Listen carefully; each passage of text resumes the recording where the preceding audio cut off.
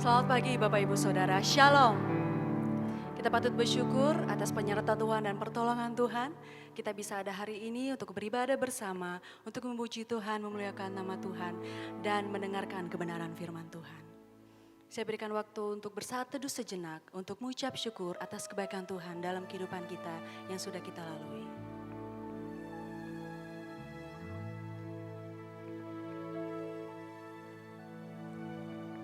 Terpujilah Allah dan Bapa Tuhan kita Yesus Kristus, yang karena rahmat-Nya yang besar telah melahirkan kita kembali oleh kebangkitan Yesus Kristus dari antara orang mati kepada suatu hidup yang penuh pengharapan, untuk menerima suatu bagian yang tidak dapat binasa, yang tidak dapat cemar dan yang tidak dapat layu, yang tersimpan di sorga bagi kamu. Jemaat dipersilakan untuk berdiri, kita akan mengucapkan pengakuan iman rasuli. Bersama-sama kita katakan, aku percaya kepada Allah Bapa yang Maha Kuasa, pencipta langit dan bumi, dan kepada Yesus Kristus, anaknya yang tunggal, Tuhan kita, yang dikandung daripada Roh Kudus, lahir dari anak darah Maria, yang menderita di bawah pemerintahan Pontius Pilatus, disalibkan, mati dan dikuburkan, turun ke dalam kerajaan maut. Pada hari yang ketiga, bangkit pula dari antara orang mati, naik ke sorga, duduk di sebelah kanan Allah, Bapa yang Maha Kuasa, dan akan datang dari sana untuk menghakimi orang yang hidup dan yang mati. Aku percaya kepada Roh Kudus, gereja yang kudus dan am, persekutuan orang kudus, pengampunan dosa, kebangkitan tubuh, dan hidup yang kekal. Tuhan Yesus sudah mati, bangkit, untuk tebus dosa kita. Roh-Nya yang hidup, Roh-Nya yang kudus memulihkan kehidupan kita, memberikan damai, dan kita bisa ada hari ini semua karena anugerah-Nya, dan patutlah hanya kepada Tuhan Yesus saja kita menyembah.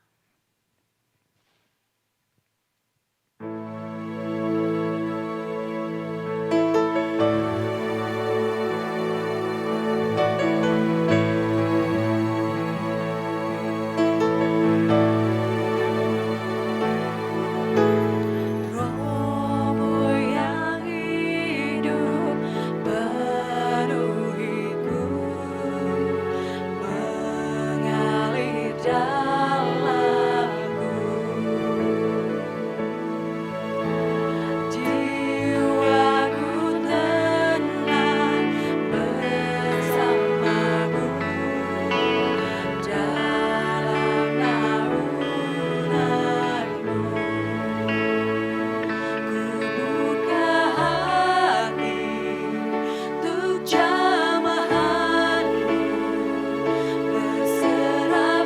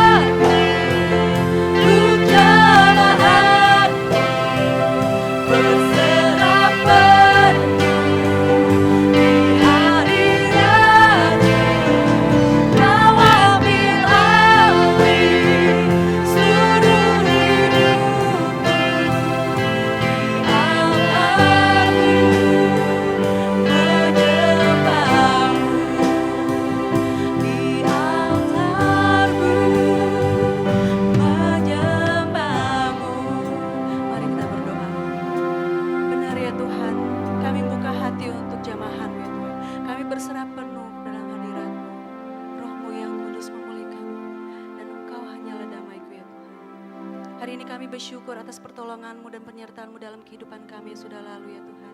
Kami bisa ada hari ini, semua juga karena anugerah-Mu ya Tuhan. Dan hari ini kami beribadah kepadamu, pimpin ibadah kami dari awal pertengahan hingga akhirnya ya Tuhan. Dan di sini kami mohon ampun kepadamu ya Tuhan atas dosa-dosa kami, dosa kekhawatiran, dosa perbuatan, dosa perkataan kami ya Tuhan. Dan layakkan kami dan kuduskan kami ya Tuhan. Dan apabila di antara kami ada yang punya masalah kehidupan, berikan kedamaian, berikan jalan keluar ya Tuhan. Supaya kami bisa fokus hanya untuk menyembah-Mu dan memuliakan nama-Mu. Kami tabiskan ibadah ini dalam nama Tuhan Yesus. Amin. Jemaat dipersilakan duduk kembali. Kita menyanyi kemenangan iman nomor 181, berilah hormat namanya.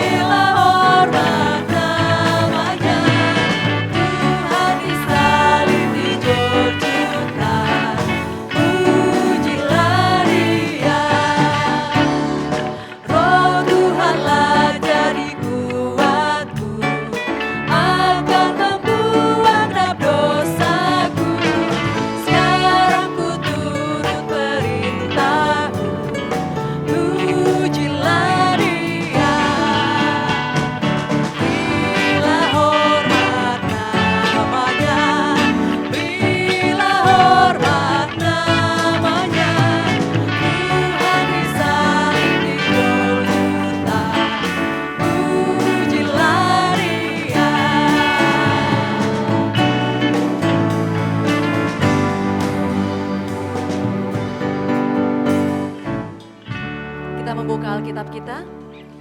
Pembacaan Alkitab kita hari ini dari Matius 5 ayat yang ke-17 sampai yang ke-48.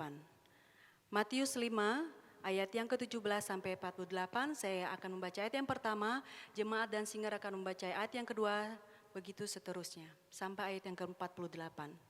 Yesus dan hukum Taurat. Janganlah kamu menyangka bahwa aku datang untuk meniadakan hukum Taurat atau kitab para nabi. Aku datang bukan untuk meniadakannya, melainkan untuk menggenapinya. Karena aku berkata kepadamu, sesungguhnya selama belum lenyap langit dan bumi ini, satu iota atau satu titik pun tidak akan ditiadakan dari hukum Taurat sebelum semuanya terjadi. Karena itu siapa yang menyediakan salah satu perintah hukum Taurat, sekalipun yang paling kecil, dan mengajarkannya demikian kepada orang lain, ia akan menduduki tempat yang paling rendah di dalam kerajaan sorga. Tetapi siapa yang melakukan dan mengajarkan segala perintah-perintah hukum Taurat, ia akan menduduki tempat yang tinggi di dalam kerajaan sorga. Maka aku berkata kepadamu, jika hidup keagamaanmu tidak lebih benar daripada hidup keagamaan ahli-ahli Taurat dan orang-orang Farisi, sesungguhnya kamu tidak akan masuk ke dalam kerajaan sorga. Kamu telah mendengar yang difirmankan kepada nenek moyang kita, jangan membunuh, siapa yang membunuh harus dihukum. Tetapi aku berkata kepadamu, setiap orang yang marah terhadap saudaranya harus dihukum. Siapa yang berkata kepada saudaranya, kafir, harus dihadapkan ke mahkamah agama, dan siapa yang berkata jahil, harus diserahkan ke dalam neraka yang menyala-nyala. Sebab itu, jika engkau mempersembahkan persembahanmu di atas mezbah dan engkau teringat akan sesuatu yang ada dalam hati saudaramu terhadap engkau, tinggallah persembahanmu di depan mezbah itu dan pergilah berdamai dahulu dengan saudaramu, lalu kembali untuk mempersembahkan persembahanmu itu. Segeralah berdamai dengan lawanmu selama engkau bersama-sama dengan dia di tengah jalan, supaya lawanmu itu jangan menyerahkan engkau kepada hakim, dan hakim itu menyerahkan engkau kepada pembantunya, dan engkau dilemparkan ke dalam penjara. Aku berkata kepadamu, sesungguhnya engkau tidak akan keluar dari sana sebelum engkau membayar hutangmu sampai lunas. Kamu telah mendengar firman, jangan berzina. Tetapi aku berkata kepadamu, setiap orang yang memandang perempuan serta menginginkannya sudah berzinah dengan dia di dalam hatinya. Maka jika matamu yang kanan menyesatkan engkau, cungkilah dan buanglah itu. Karena lebih baik bagimu jika satu dari anggota tubuhmu binasa, daripada tubuhmu yang dengan utuh dicampakkan ke dalam neraka.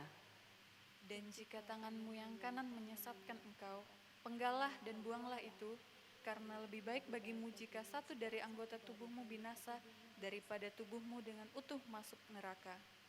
Telah difirmankan juga, siapa yang menceraikan istrinya harus memberi surat cerai kepadanya. Tetapi aku berkata kepadamu, setiap orang yang menceraikan istrinya kecuali karena zina, ia menjadikan istrinya berzina. Dan siapa yang kawin dengan perempuan yang diceraikan, ia berbuat zina. Kamu telah mendengar pula yang difirmankan kepada nenek moyang kita, jangan bersumpah palsu, melainkan peganglah sumpahmu di depan Tuhan. Tetapi aku berkata kepadamu, janganlah sekali-sekali bersumpah, baik demi langit, karena langit adalah tahta Allah, Maupun demi bumi, karena bumi adalah tumpuan kakinya, ataupun demi Yerusalem, karena Yerusalem adalah kota raja besar. Janganlah juga engkau bersumpah demi kepalamu, karena engkau tidak berkuasa memutihkan atau menghitamkan sehelai rambut pun. Jika ya, hendaklah kamu katakan ya, jika tidak, hendaklah kamu katakan tidak. Apa yang lebih daripada itu berasal dari si jahat. Kamu telah mendengar firman, mata ganti mata dan gigi ganti gigi. Tetapi aku berkata kepadamu, janganlah kamu melawan orang yang berbuat jahat kepadamu, melainkan siapapun yang menampar pipi kananmu, berilah juga kepadanya pipi kirimu. Dan kepada orang yang hendak mengadukan engkau karena mengingini bajumu, serahkanlah juga jubahmu. Dan siapapun yang memaksa engkau berjalan sejauh 1 mil, berjalanlah bersama dia sejauh 2 mil. Berilah kepada orang yang meminta kepadamu, dan janganlah menolak orang yang mau meminjam daripadamu. Kamu telah mendengar firman, kasihilah sesamamu manusia dan bencilah musuhmu. Tetapi aku berkata kepadamu, kasihilah musuhmu dan berdoalah bagi mereka yang menganiaya kamu. Karena dengan demikianlah kamu menjadi anak-anak Bapamu yang di sorga, yang menerbitkan matahari bagi orang yang jahat dan orang yang baik, dan menurunkan hujan bagi orang yang benar dan orang yang tidak benar. Apabila kamu mengasihi orang yang mengasihi kamu, apakah upahmu? Bukanlah pemungut cukai juga berbuat demikian? Dan apabila kamu hanya memberi salam kepada saudara-saudaramu saja, apakah lebihnya daripada perbuatan orang lain? Bukankah orang yang tidak mengenal Allah pun berbuat demikian?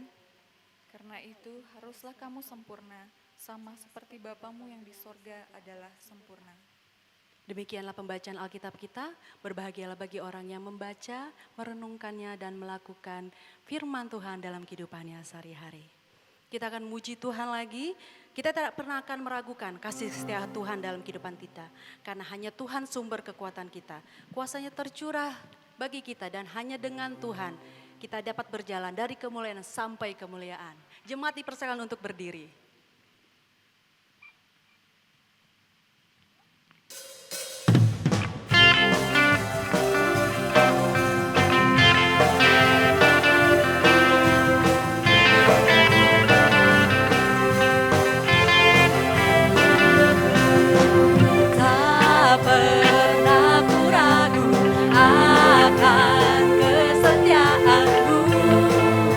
Kau pegang hidupku.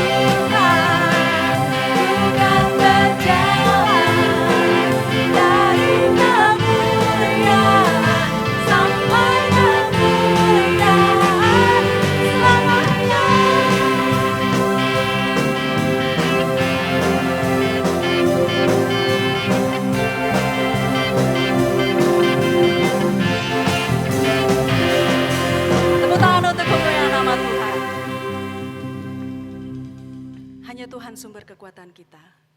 Dan benar hanya dengan Tuhan kita bisa berjalan dari kemuliaan sampai kemuliaan. Kita akan mendengarkan kebenaran firman Tuhan. Saat kita datang ke dunia ini kita tidak membawa apapun juga. Begitu juga saat kita kembali ke surga. Kita meninggalkan semua yang ada di dunia ini.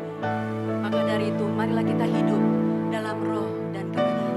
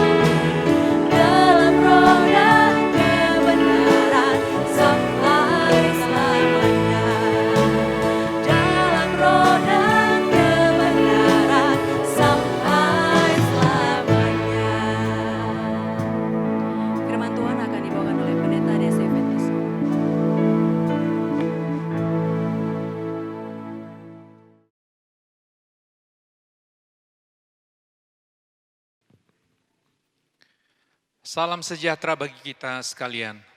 Bapak Ibu Saudara, pada minggu ini kita bersyukur untuk peluang kembali kita akan membaca firman dan juga merenungkan kebenarannya. Mari Bapak Ibu sebelum kita membaca firman, kita berdoa. Bapa kami bersyukur untuk waktu kembali membaca firman dan juga merenungkan kebenarannya. Jiwa kami memerlukan keteduhan dari firman dan kepastian bahwa Engkau mengasihi kami dan tidak pernah meninggalkan. Itulah sebabnya di tengah kekalutan dunia, pengejaran akan hasil, bahkan juga hal-hal yang mungkin di dalam usaha kami untuk dikerjakan, atau masalah-masalah yang masih menguasai hati dan pikiran kami, dan derita oleh karena sakit yang mungkin menekan. Kiranya firman-Mu hari ini kami dengar dan meneguhkan kami bahwa Engkau Bapa yang sangat mengasihi kami, Bapa yang setia dan sanggup memberi kekuatan baru untuk melewati sehari lepas ke sehari. Biarlah di tengah semua kesulitan itu fokus kami untuk tetap hidup menyenangkan Engkau semakin kuat. Sehingga pada waktu kami membaca firman, hati kami berkobar-kobar untuk bersedia melakukannya di dalam kehidupan. Di dalam nama Tuhan Yesus kami berdoa dan bersyukur. Amin. Bapak Ibu Saudara, pada hari ini kita akan membaca dan mempelajari firman Tuhan dari Injil Matius pasal 5 ayat 17 sampai dengan ayat yang ke-48. Tadi sudah dibaca Bapak Ibu, tetapi saya mengajak kita lagi untuk membaca beberapa bagian supaya ketika kita kembali merenungkan kebenarannya, sungguh kita mendapat pemahaman yang lengkap tentang apa yang Yesus maksudkan tentang bagaimana cara hidup anak-anak Tuhan berdasarkan Matius 5 ayat 17 sampai 48. Demikianlah firman Tuhan. Janganlah kamu menyangka bahwa aku datang untuk meniadakan hukum Taurat atau kitab para nabi. Aku datang bukan untuk meniadakannya, melainkan untuk menggenapinya. Karena itu aku berkata kepadamu, sesungguhnya selama belum lenyap langit dan bumi ini, satu iota pun atau satu titik pun tidak akan ditiadakan dari hukum Taurat sebelum semuanya terjadi. Karena itu siapa yang meniadakan salah satu perintah hukum Taurat, sekalipun yang paling kecil, dan mengajarkannya demikian kepada orang lain, ia akan menduduki tempat yang paling rendah di dalam kerajaan surga. Tetapi siapa yang melakukan dan mengajarkan segala perintah-perintah hukum Taurat, ia akan menduduki tempat yang tinggi di dalam kerajaan surga. Maka aku berkata kepadamu, jika hidup keagamaanmu tidak lebih benar daripada hidup keagamaan ahli-ahli Taurat dan orang-orang Farisi, sesungguhnya kamu tidak akan masuk ke dalam kerajaan surga. Bapak Ibu Saudara, sepanjang bulan April ini, tema besar kita adalah cara hidup anak-anak Tuhan menurut Yesus. Cara hidup anak-anak Tuhan menurut Yesus. Minggu lalu sudah Bapak Ibu kita melihat bagaimana Yesus mengatakan bahwa anak-anak Tuhan, kita yang sudah percaya Yesus, kita adalah garam dan terang dunia. Pagi ini Bapak Ibu di minggu kedua, tema kita adalah hidup keagamaan yang lebih benar daripada ahli Taurat dan orang Farisi. Hidup keagamaan yang lebih benar daripada ahli Taurat dan orang Farisi. Bapak Ibu, di dalam Injil Matius pasal 5 ayat 17 sampai dengan 48 ini, ada dua pernyataan Yesus yang sangat mengejutkan Bapak Ibu. Tentang bagaimana cara hidup anak-anak Tuhan. Yang pertama Bapak Ibu dalam ayat 20, Yesus berkata demikian.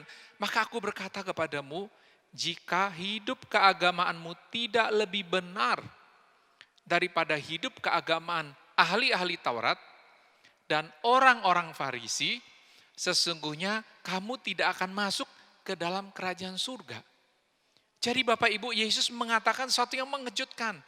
Dia katakan kalau hidup keagamaan kalian, dia bicara kepada para murid, para pendengar dalam konteks khotbah di bukit, kalau hidup keagamaanmu tidak lebih baik daripada ahli Taurat dan orang Farisi, sesungguhnya dapat dipastikan kamu tidak akan masuk ke dalam kerajaan surga. Bapak Ibu, ini seperti satu hal yang bertentangan bukan? Karena di dalam Matius pasal 16 ayat 6, Matius pasal 16 ayat 6, Yesus berkata, berjaga-jagalah dan waspadalah terhadap ragi orang Farisi dan Saduki. Apa itu ragi dan ragi orang Farisi dan Saduki? Dijelaskan dalam Matius 16 ayat 12 bahwa itu adalah waspadalah terhadap ajaran orang Farisi dan Saduki. Nah, Bapak Ibu bagaimana mungkin?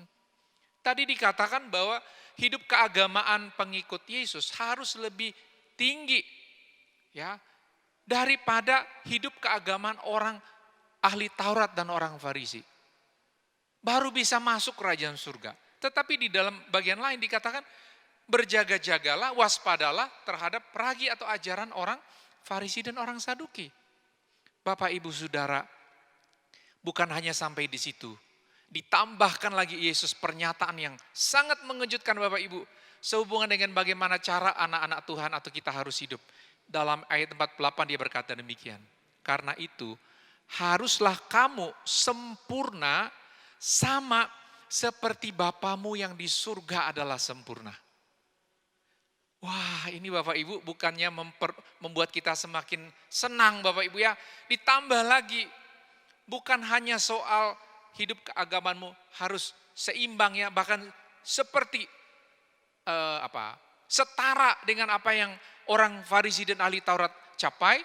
Bahkan Yesus menambah lagi Bapak Ibu, harus sempurna. Seperti apa? Seperti Allah, seperti Bapa di surga. Waduh Bapak Ibu, ini kalau kita baca, kita sadar sepenuhnya kita ini siapa.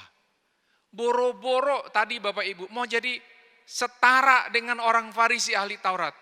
Ini ditambah lagi Bapak Ibu, sempurna seperti Bapamu yang di surga adalah sempurna. Bapak Ibu, pernyataan ini memang sangat mengejutkan.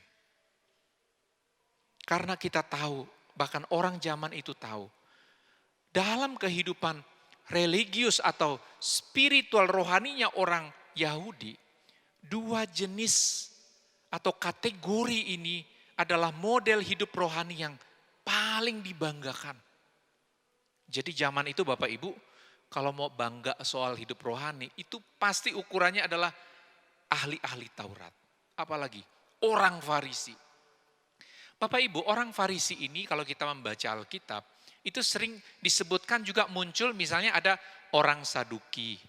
Dan ada kelompok-kelompok lain seperti misalnya Masyab Sekte SNS. Ya. Bapak Ibu dalam catatan Yosefus, dia adalah ahli sejarah Israel yang menulis Bapak Ibu mengenai sejarah Israel. Dia menyebut bahwa orang Farisi ini adalah salah satu sekte Yahudi. Ya, bersama dengan orang SNS juga sering disebut. Dan juga orang Saduki. Bahkan Paulus kita tahu menyebut dirinya juga sebagai orang Farisi. Bapak Ibu, kita tahu bahwa sejak pembuangan ke Babylon, kita ingat bagaimana orang Israel waktu kerajaan utara, kerajaan selatan diruntuhkan, kerajaan utara dibuang ke Asyur, dan kerajaan selatan Bapak Ibu, orang Yehuda dibuang ke Babylon. Kita tahu ada Sadrak, Mesak, Daniel, Abednego. Maka sejak saat itu Bapak Ibu, ketika mereka di negeri pembuangan, mereka menyadari betul ini terjadi benar karena mereka mengabaikan Taurat. Itu sebabnya kita ingat kalau membaca Perjanjian Lama, kita menemukan nama seperti Esra, yang disebut seorang ahli kitab. Mereka ini Bapak Ibu mempelajari ya kitab suci dengan baik. Dan mereka berupaya mengajarkan umat Israel supaya jangan sampai lagi jatuh di dalam dosa, melanggar Taurat, supaya jangan murka Tuhan.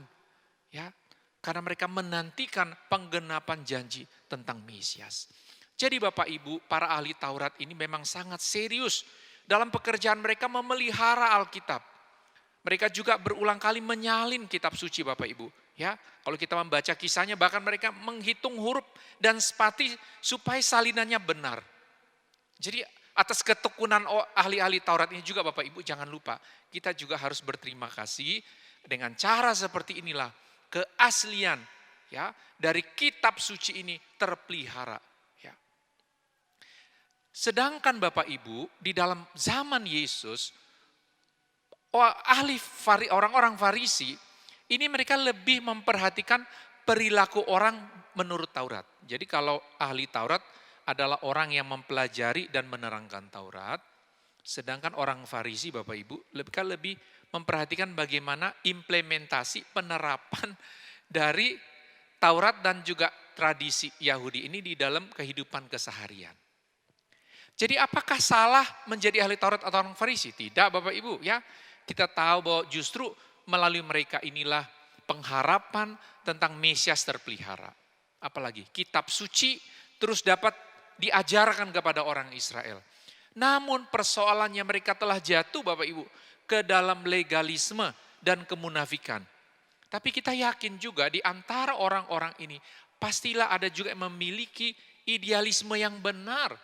Spiritualitas pribadi yang memang betul-betul mengedepankan untuk mencari perkenanan Tuhan. Hanya yang mereka tahu adalah dengan cara apa? Menegakkan aturan Taurat. dan tradisi-tradisi yang ditambahkan. Tetapi persoalan terbesar Bapak Ibu bagi orang Farisi dan ahli Taurat adalah bahwa mereka menolak Yesus sebagai Mesias. Jadi Bapak Ibu, untuk orang-orang seperti ahli Taurat dan orang Farisi yang standar rohaninya sangat tinggi, baik dalam pemahaman kitab suci, perjanjian lama, dan juga dalam sikap mereka mau menegakkan aturan-aturan tradisi Yahudi. Jadi dibandingkan para murid yang kebanyakan adalah mantan nelayan. Pastilah Bapak Ibu, waktu mendengar bahwa standar hidup harus seperti itu, mereka juga sadar sepenuhnya siapa mereka. Karena itulah Bapak Ibu, kita harus melihat dulu apa sebenarnya yang membedakan spiritualitas orang Farisi dan ahli Taurat dan kita sebagai anak-anak Tuhan. Khususnya dari Matius pasal 5 ayat 17 sampai dengan ayat yang ke-48. Yang pertama Bapak Ibu, orang Farisi dan ahli Taurat, mereka membuat penjabaran Taurat dengan detail yang semakin rumit. Sehingga tuntutan untuk memenuhinya juga semakin sukar. Sehingga hanya sebagian orang yang bisa mencapainya. Dengan demikian menciptakan apa Bapak Ibu? Eksklusivisme. Ya. Yang kedua, waktu mereka berusaha melakukan detailnya dengan sangat ketat, mereka hanya mengejar penghargaan manusia dengan penampilan lahiriah. Mulai dari cara berpakaian, cara bersembayang, bahkan Yesus mencatat bagaimana, ya bagi kita mungkin aneh banget ya, sampai katanya sembayangnya itu di tempat-tempat yang persimpangan di mana orang lihat gitu, di pinggir jalan ya. Bapak Ibu, mungkin bagi kita hari ini sesuatu yang aneh, tetapi zaman itu bagi mereka menampakkan spiritualitas yang secara lahiriah ini juga sangat dihargai. Apalagi Bapak Ibu, ternyata orang Farisi dan ahli Taurat melalui ajarannya, mereka dapat keuntungan. Dengan mengabaikan tanggung jawab yang lain. Kalau kita membaca ketika Yesus menegur orang Farisi, bagaimana ketika mereka sangat menekankan persepuluhan, ya, dan mengabaikan belas kasihan, atau tanggung jawab pemeliharaan orang tua, yang seharusnya harus berjalan seimbang, bukan mengabaikan sesuatu yang lain. Yesus tidak mengatakan, oh jangan persepuluhan, bukan. Dia berbicara bahwa yang terjadi adalah mereka mengabaikan sesuatu yang harusnya berjalan bersamaan. Antara tanggung jawab dalam soal harta, sebagaimana pengajaran Taurat, dan juga tanggung jawab memelihara orang tua. Jadi bagaimana kita Bapak Ibu sebagai pengikut Yesus? Pada saat kita membaca Matius 5, ayat 17 sampai 48, maka kita menemukan hal-hal demikian. Yang pertama Bapak Ibu, bahwa Yesus datang menggenapi tuntutan hukum. Apa tuntutan hukum? Harus sempurna. Bapak Ibu, kalau dari 10 hukum Taurat, 1 saja dilanggar, maka walau 9 dilakukan, firman Tuhan berkata itu merusak semuanya secara keseluruhan. Sama Bapak Ibu, dari daftar pasal-pasal hukum misalnya KUHP, kita nggak usah langgar semua Bapak Ibu. Cukup langgar satu pasal saja atau mungkin satu bagian, maka kita bisa dinyatakan bersalah secara hukum. Dan semua kebaikan kita di masa lalu itu nggak diperhitungkan. Jadi Bapak Ibu, kalau hukum tuntutannya adalah harus sempurna dikerjakan. Kita sadar kita orang berdosa. Orang berdosa yang sadar berdosa. Ada juga orang berdosa, tidak sadar berdosa Bapak Ibu. Nah kalau kita adalah orang berdosa yang sadar bahwa kita berdosa. Dan menyadari bahwa kita orang berdosa tidak sanggup memenuhi tuntutan kesempurnaan dari hukum. Dan pada waktu kita sadar bahwa kita orang berdosa, sadar tidak bisa menyelamatkan diri sendiri, sadar bahwa kita tidak bisa memenuhi tuntutan kesempurnaan hukum, disitulah hati kita Bapak Ibu direndahkan. Dan bersedia menerima anugerah keselamatan di dalam Yesus. Ibarat orang Bapak Ibu kalau masih merasa sehat, masih merasa kuat, itu enggak mungkin kita mau ulurkan tangan begitu Bapak Ibu. Ini teman misalnya atau ada orang sehat-sehat, kuat jalan, Terus kita bilang, sini tak papa, tak tolong. Wah dia pasti nggak mau, pasti bilang, oh saya masih kuat ya, saya masih bisa. Sedangkan ada cukup banyak juga orang tua sekalipun kita mau pegang tangan juga dia nggak mau ya, bisa jalan sendiri ya. Bapak Ibu, orang hanya mau mengulurkan tangan, itu kalau memang dia di dalam situasi sadar dia tidak bisa melakukannya. Ya beda kalau pengemis ya. Kadang pengemis itu kan dua macam ya, bisa mentalitas pengemis. Masih bisa kerja tetapi dengan alasan peluang sulit akhirnya lebih mudah mengemis, mengulurkan tangan, lebih mudah untuk minta. Tapi secara normal manusia Bapak Ibu hanya bersedia meminta kalau dia memang memerlukan pertolongan. Disitulah manusia yang sadar dirinya berdosa dan mau merendahkan hatinya seperti kita mau terima anugerah melalui pengorbanan Yesus di kayu salib. Tapi orang yang merasa bisa selamat dengan usahanya, apa mereka katakan? Oh aneh banget, ngapain manusia mati untuk manusia? Hah? Manusianya mati kok dibilang Tuhan. Setelah itu apalagi? Sudah dibilang Tuhan mati lagi. Hah? Setelah mati lebih gila lagi katanya hidup. Jadi Bapak Ibu orang mengomentari tentang Yesus oleh dasar apa? Karena memang mereka merasa bahwa mereka bisa mengupayakan keselamatan, mencari pengampunan dosa melalui apa? Agama. Suatu waktu saya berjumpa dengan seorang muda, ya telepon saya Bapak Ibu, dia bilang saya sudah tanya semua anak muda Bapak, mereka bilang udah ketemu Pendeta Son saja. Saya masih ingat sekali, saya akhirnya ketemu dia Bapak Ibu, dan waktu kami masuk mulai bicara, saya cerita tentang Yesus, tentang keselamatan, tentang dosa. Dan di akhirnya saya tanya dia Bapak Ibu, setelah kamu dengar semua penjelasan, kamu bisa mengerti enggak? Dia bilang bisa. Saya bilang sekarang mau enggak kamu menerima anugerah hidup kekal yang Yesus tawarkan. Supaya kamu bisa dapat pengampunan dosa dan kepastian surga. Dia bilang kepada saya sudah punya agama. Saya ulangi lagi Bapak Ibu penjelasannya. Tentang hal yang sama dan saya bilang, kamu mengerti? Dia bilang, saya mengerti.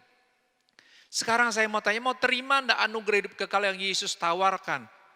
Supaya kamu dapat kepastian pengampunan dosa dan kepastian surga. Dia bilang saya punya agama. Bapak Ibu 2 kali. Lalu saya bilang, sekian lama kamu di dalam apa yang kamu pikir bisa menyelesaikan urusan dosa. Dan juga surga. Saya mau tanya, sampai detik ini kamu ada enggak kepastian setelah melakukan semua syarat-syarat agamamu? Kamu yakin enggak bahwa kalau kamu hari ini meninggal dunia pasti masuk surga? Dia bilang tidak. Saya bilang, adakah yang lebih baik daripada yang ditawarkan Yesus? Dia bilang tidak, hanya yang Yesus katakan itu sesuatu yang luar biasa. Saya bilang, mau terima enggak? Dia bilang, enggak bisa, saya punya agama. Bapak Ibu, kesedihan terbesar Bapak Ibu di hati saya adalah ketika mendengar bahwa ada orang sadar bahwa dirinya tidak bisa selamatkan diri. Dan apa yang dia percaya juga tidak memberi kepastian. Tetapi bersedia untuk terus berusaha dan dia tahu waktu Yesus menawarkan anugerah, dia merasa masih ada kesanggupan untuk bisa menyelamatkan dan menyelesaikan dosa dengan usahanya. Bapak Ibu Saudara, inilah yang membuat mengapa Yesus mengatakan dia datang dan menggenapi tuntutan hukum.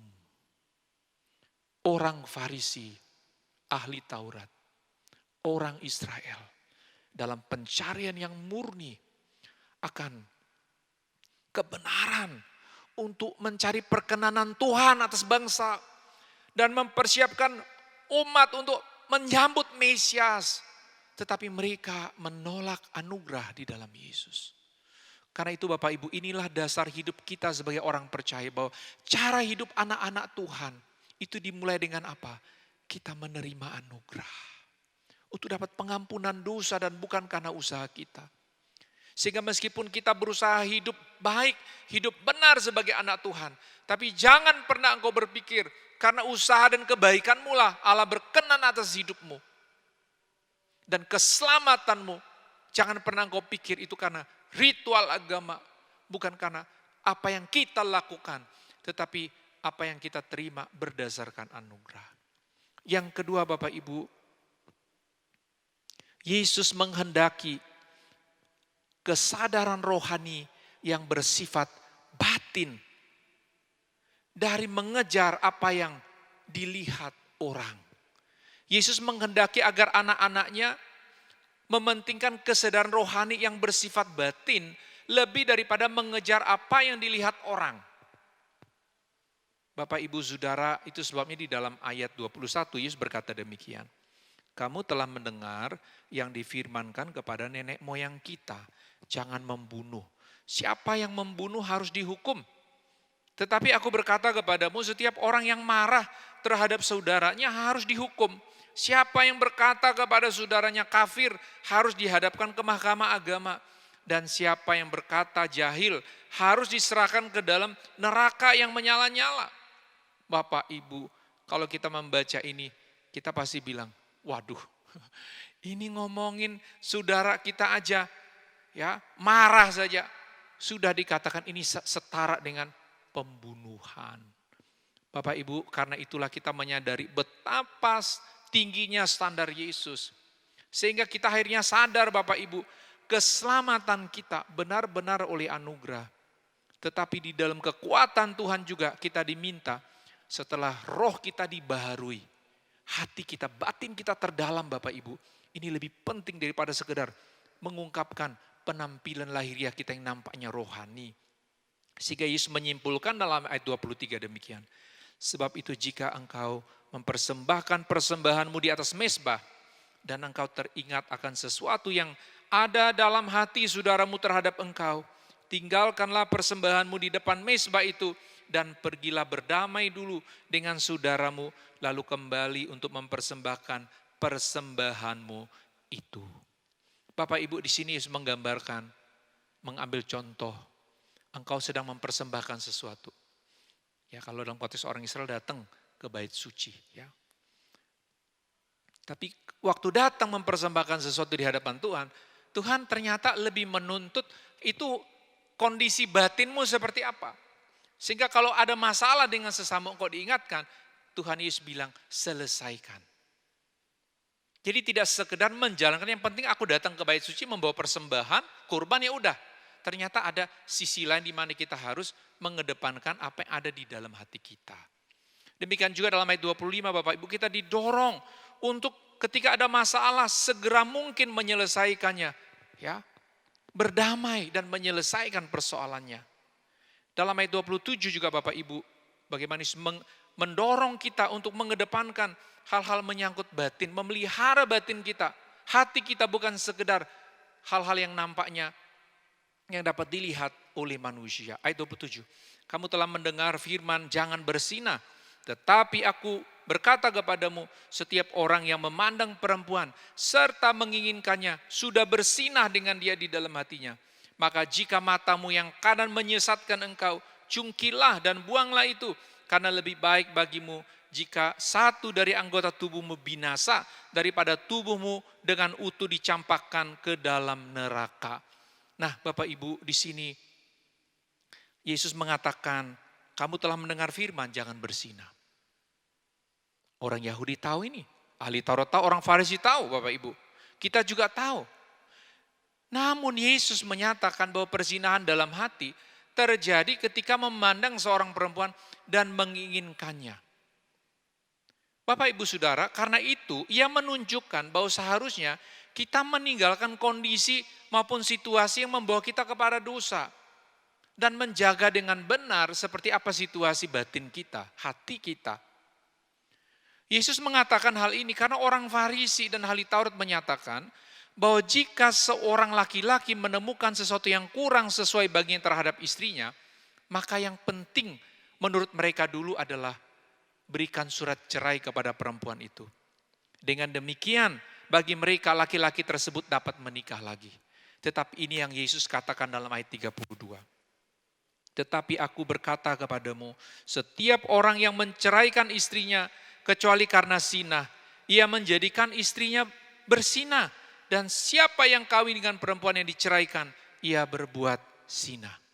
Bapak Ibu, dalam konteks orang Israel, perzinahan itu adalah seorang suami ya, atau seorang istri tidak setia kepada pasangannya, lalu ada hubungan dengan perempuan lain. Ya, atau dengan seorang laki-laki lain ya, dalam konteks pernikahan. Nah, Bapak Ibu, ternyata Yesus mengatakan bahwa hal utama di sini adalah bahwa sepanjang pasangannya masih hidup, maka orang itu tidak boleh Bapak Ibu menikah lagi. Karena ikatan pernikahan itu hanya maut yang dapat memisahkan. Jadi bersinah di sini Bapak Ibu, ternyata bagi orang Israel, oh ini enggak, yang penting kasih surat cerai. Sudah sah berpisah, ini udah resmi, kita udah kasih. Jadi saya boleh nikah lagi dong. Bagi laki-laki mengatakan demikian.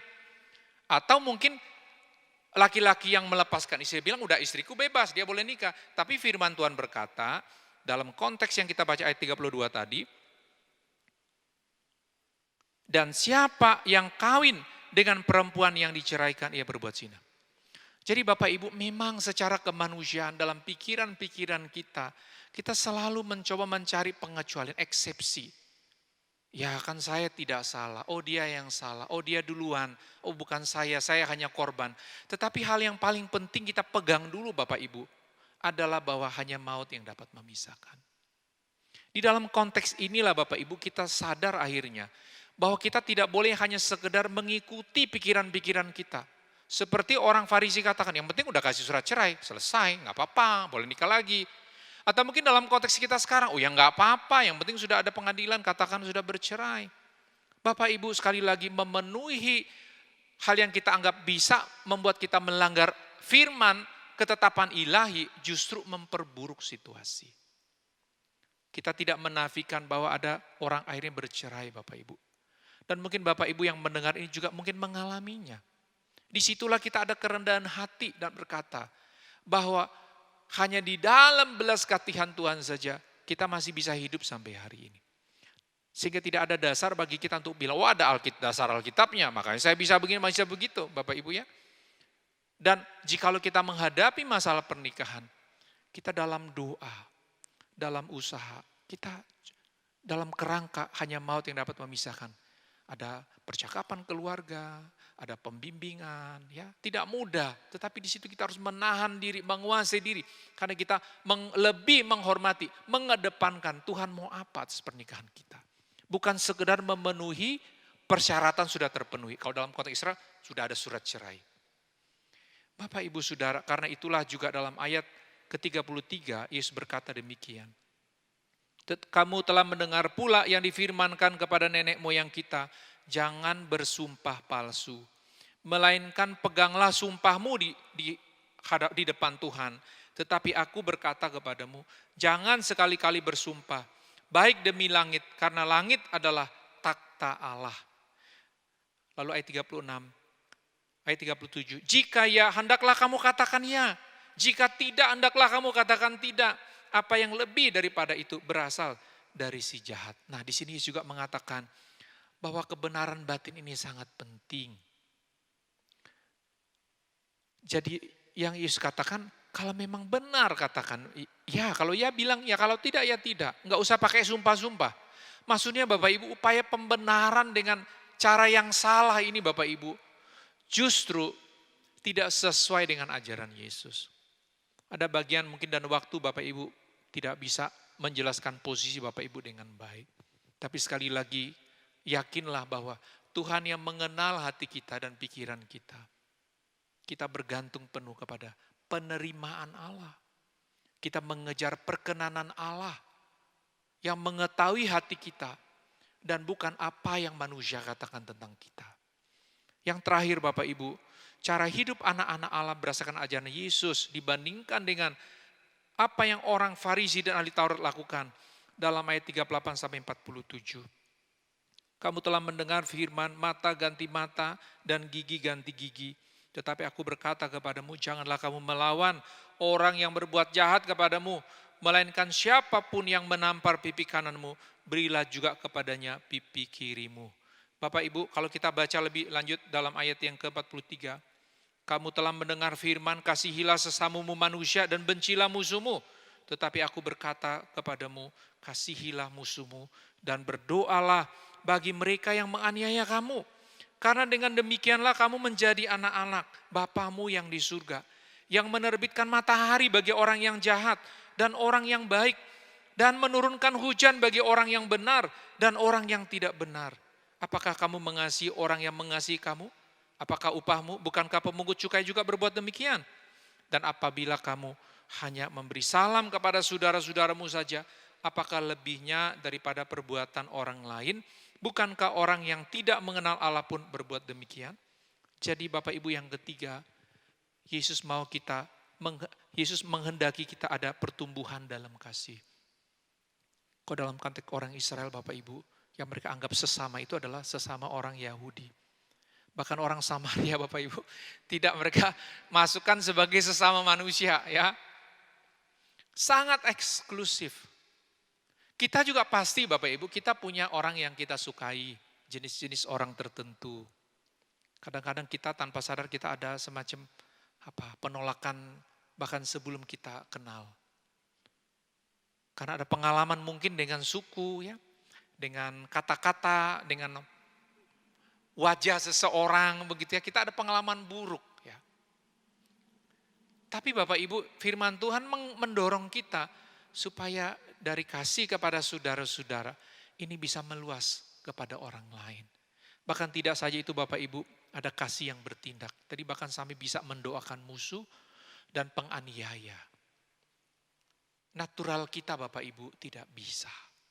Tapi waktu kita tahu kita orang berdosa sudah dapat pengampunan Tuhan, di situ kita ada belas kasihan. Selalu Bapak Ibu saya mengingatkan basic ini. Ini dasar.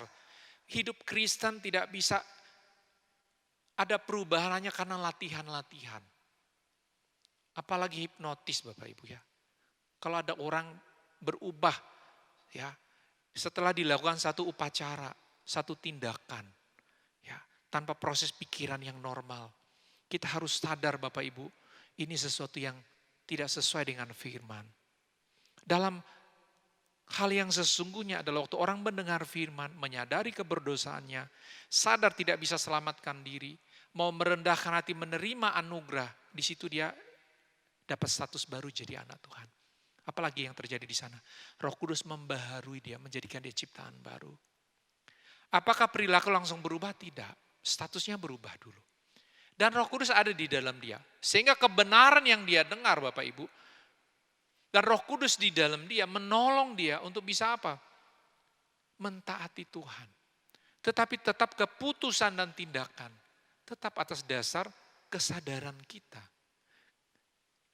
Kita tidak kehilangan logika kita.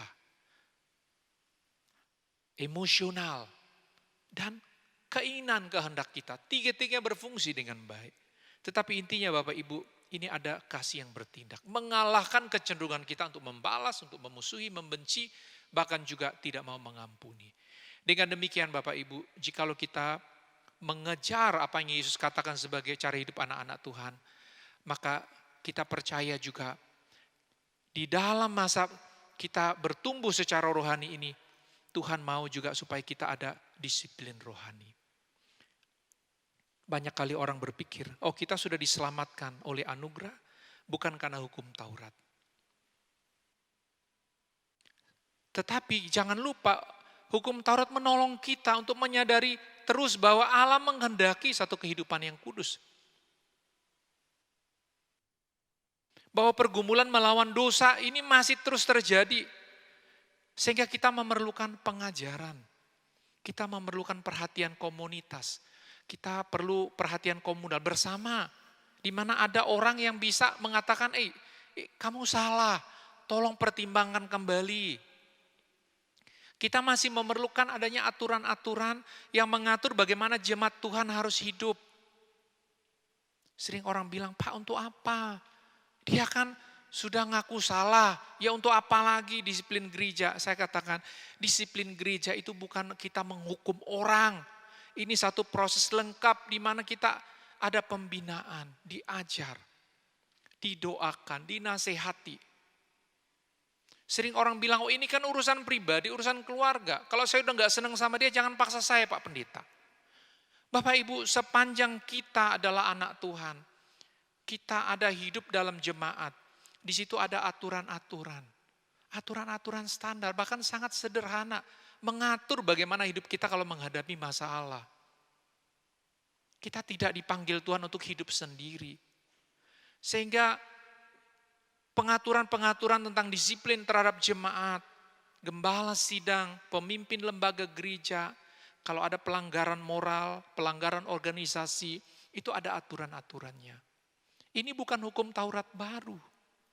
Bapak Ibu, kita sudah percaya Yesus, kita sudah diselamatkan, tapi tidak berarti kita hidup tanpa aturan. Termasuk dalam pengaturan mengenai pernikahan.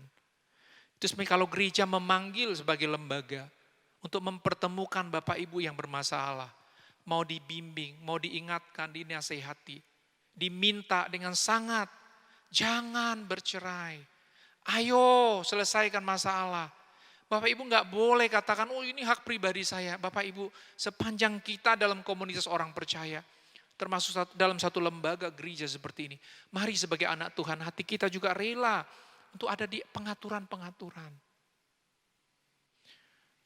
Oleh karena itu Bapak Ibu, jikalau kita dapat hidup sebagai anak-anak Tuhan sesuai dengan ajaran Tuhan Yesus, maka orang akan melihat perbuatanmu yang baik dan memuliakan Bapamu yang di surga.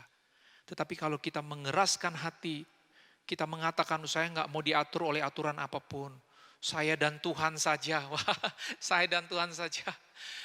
Maka ini mempersulit engkau Bapak Ibu untuk mengalami pembaharuan dan pertumbuhan rohani terus menerus. Kita perlu orang lain yang juga bisa tepuk belakang kita dan bilang untuk tolong pertimbangkan kembali. Kita masih perlu bahkan pendapat yang berbeda. Karena itu Bapak Ibu, mari dalam usaha kita untuk memuliakan Tuhan sebagai anak-anak yang sudah diselamatkan, kita bersedia lebih mengikuti apa yang Yesus katakan dan bukan sekedar apa yang orang lain katakan tentang kita. Mari kita berdoa. Bapak, kami sangat bersyukur masih diberi kehidupan dan kesempatan membaca firman-Mu pada hari ini. Apa yang kami baca dan dengar, kiranya Tuhan tolong kami supaya tekad kami untuk hidup sesuai ajaran Tuhan ini semakin kuat. Dan tidak mengabaikan peringatan, teguran, dan nasihat. Tidak membiarkan diri kami merasa bahwa kami bisa memimpin diri kami sendiri tanpa pandangan, nasihat, dorongan, bahkan juga pertimbangan-pertimbangan orang lain. Kami berdoa biarlah persekutuan gereja-Mu di Tanjung Selor ini, umat-Mu dapat hati yang teduh, terbuka untuk pengajaran, teguran, bahkan juga teman-teman seiman yang mengingatkan dan mendorong, mengajak untuk hal-hal yang baik. Terima kasih Tuhan Yesus. Di dalam nama-Mu kami berdoa dan bersyukur. Amin.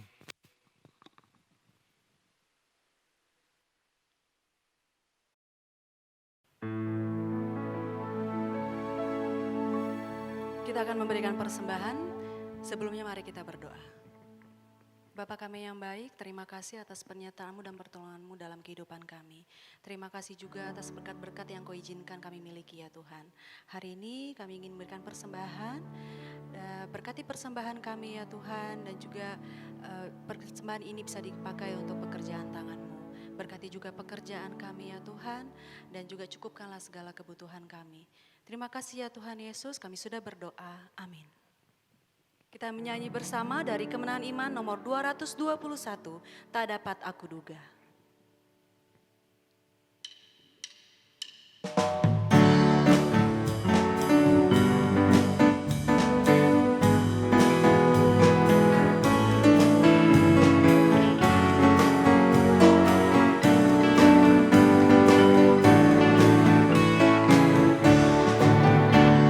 Kepada Yesus hatiku tertarik rapatlah, sehari-hari eloknya bertambah-tambah.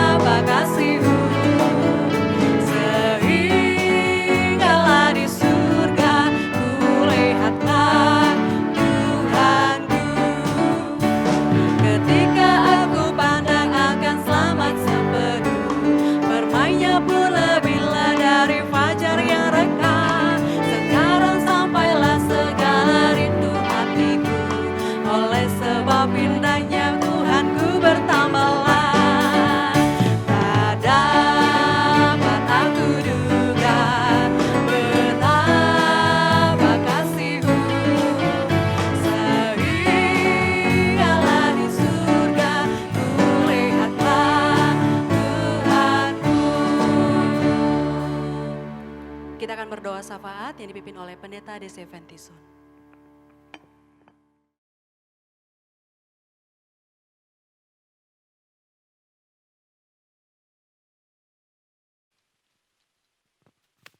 Bapak Ibu Saudara, kita akan menaikkan doa syafaat kita. Tetapi sebelum kita berdoa, saya akan membaca nama-nama Bapak Ibu Saudara yang berulang tahun dan juga berulang tahun pernikahan. Yang pertama Yorina Erenitia Alfius, Daniel Lilith Bawingbit, Debbie Filda, Aprianus Delima Elisanti Putri, Saldi Apriandi, Vesia Kinantiping, Eliaser Ensu, Erina Ers, Henry Malcolm, M. Suprapto, Grace Nevia, Luna Agatha Ensu, Rafa Aditya Pratama, Gun Otnel, Siti Rahma, Marcel Alvaro, Afriati Baling, Aurelia Quinisa Putri, Timotius Njuk, John Usat, Langet Tingai, Erni Unya, Yones Albert, Aprianus Yotam, Calvin Chandra Winata, Leon Kasang, dan keluarga yang berulang tahun pernikahan, keluarga Bapak Anye Ingan dengan Ibu Bungan Lalo, dan keluarga Bapak Lulu Marigol dengan Ibu Lembang Jau, keluarga Bapak Supendi dengan Ibu Murni Bit. Selamat ulang tahun dan selamat ulang tahun pernikahan. Mari kita berdoa. Bapak, kami bersyukur dan berdoa untuk setiap pribadi jemaat yang berulang tahun sepanjang minggu ini dan juga yang berulang tahun pernikahan. Kiranya usia bertambah, kasih kepadamu semakin kuat. Kami berdoa supaya keluarga-keluarga juga terus setia kepada Tuhan, setia kepada pasangan, dan tekad yang kuat bahwa hanya maut yang dapat memisahkan. Iblis mungkin menyerang, mau merusak pernikahan, tetapi kami perintahkan segala serangan itu undur dalam nama Tuhan Yesus, dan hati yang lemah Tuhan kuatkan untuk tetap setia kepada Tuhan dan kepada pasangan. Kami juga doakan hari ini untuk keutuhan bangsa dan negara Republik Indonesia.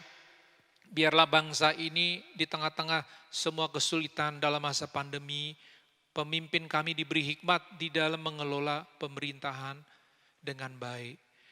Bencana-bencana alam khususnya di NTT kami doakan biar untuk penanganan Tuhan berkati upaya pemerintah dan juga semua lembaga-lembaga sosial yang membantu. Kiranya hati saudara-saudara kami di NTT dihiburkan oleh Tuhan. Dan Bapa sendirilah menguatkan mereka melalui situasi yang sulit ini. Dan tetap memuliakan Engkau, tidak putus asa, apalagi mempersalahkan Engkau. Biarlah hati mereka sungguh-sungguh dapat kekuatan baru untuk bangkit pulih di dalam anugerah Tuhan. Kami juga bersyukur oleh karena pelaksanaan konferensi nasional Gereja Kami Indonesia di Papua sudah selesai dan melewati percakapan-percakapan, penetapan program 5 tahunan, bahkan pemilihan dan pelantikan pengurus yang baru. Kami doakan biarlah semua hal yang sudah dibicarakan dan para pemimpin kami yang sudah terpilih dapat mengemban tugas ini dengan baik, dan lembaga gereja ini biar tetap setia hanya kepada panggilan penugasan Tuhan supaya Injil terus diberitakan. Bapak, kami berdoa untuk jemaat yang sakit, Sapuk Ding, Feni Anggunawan, Ferry Markus, Agus, Daniel Yesaya, Petalen Lasa, Jan Janing, Pawing Balulong, Sia Imang, Iring Tingai, Hermanwati, Surya, Bartolomius, Uring Ipui, Anya Ingan, Bungan Lalo, Bungan Gu, Kasing Ingan, Sarah Paren, Irabaya, Robert Aing, Sulau Merang, Pudau, Yunitati, Devi Sung, Dewi Siana, Pelusan, Amos Ding, Yohana Jalung, Peliban Ajan, Bilung, Lestari, Martiana Are, Yusuf Bawan, Erni Selutan, Irna Erdan Uluk, Eliading, Bungan Tadan, Dor Cemerang, Marlina Alung, Rudina Lilit, Marlianto, dan saudara Elimelek. Kami doakan mereka, ya Bapak yang dalam perawatan khusus di rumah sakit, kiranya Bapak memulihkan mereka. Kami juga berdoa untuk para pemimpin gereja, umat Kristen di seluruh dunia. Biarlah hidup kami Bapak Ibu, Bapak dapat semakin menyenangkan hatimu, menghormati Engkau, takut dan setia kepada Tuhan. Kami berdoa biarlah upaya penginjilan melalui Departemen Penginjilan Kemah Injil, baik untuk Sumatera, Hong Kong, Taiwan, dan suku-suku yang belum terjangkau. Bapa saja kiranya memberkati usaha ini. Terima kasih Tuhan, kami doakan biarlah pelayanan sepanjang minggu dan apapun yang dilakukan oleh jemaat-Mu di tempat ini berhasil di dalam anugerah Tuhan. Terima kasih Bapa. Di dalam nama Tuhan Yesus kami sudah berdoa dan bersyukur. Amin.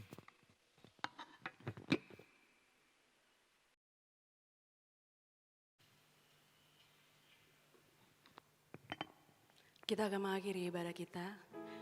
Besok kita akan kembali dalam rutinitas kita masing-masing. Mungkin di dalam kehidupan yang kita jalani, kita mungkin mengalami masalah-masalah yang Tuhan izinkan dalam kehidupan kita. Tapi kita tetaplah percaya kepada janji setia Tuhan. Tuhan akan memberikan pertolongannya kepada kita. Dan marilah kita menyanyi bersama, kita katakan, ku percaya janjimu.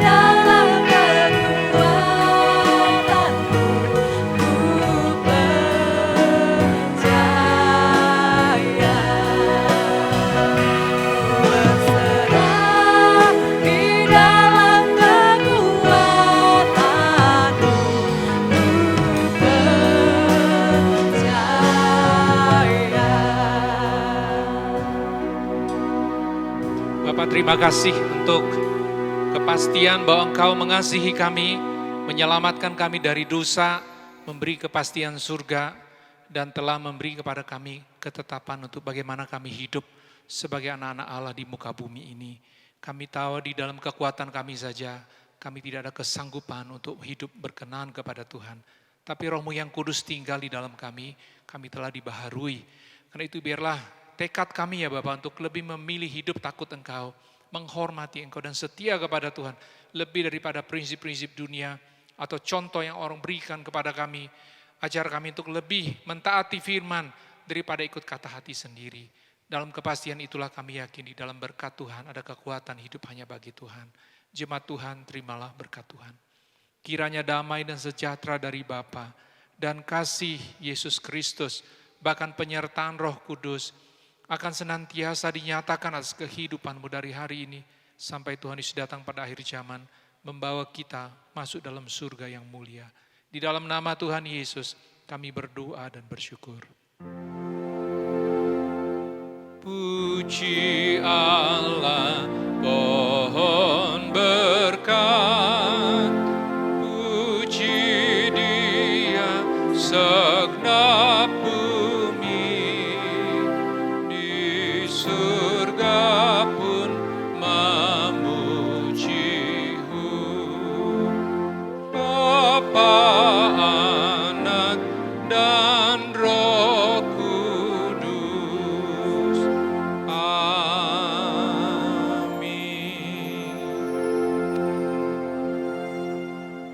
Jemaat dipersilakan untuk bersatu teduh sejenak.